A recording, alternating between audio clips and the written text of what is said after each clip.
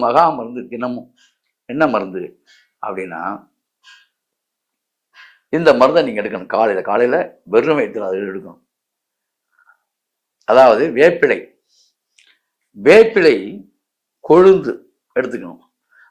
வேப்பிலை கொழுந்து ஒரு பிடிச்சபடி, அதை பிடிச்சபடின்னா இவ்வளவுலாம் இல்லை, ஒரு கையில் ஓரளவுக்கு ஒரு மிஞ்சி போனால் ஒரு 10 கிராம்லேருந்து 5 கிராம் வரைக்கும் வேப்பிலை கொழுந்து இருக்கணும், கண்டிப்பாக இருக்கணும். அது இதில்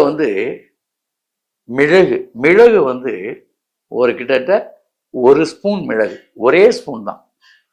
அதில் 1 ஸ்பூன் சீரகம், வேப்பிலை கொழுந்து, 1 ஸ்பூன் மிளகு, 1 ஸ்பூன் சீரகம், அதில் துளசி அதே மாதிரி ஒரு 15 கிராம் துளசி. இந்த 3ஐயும்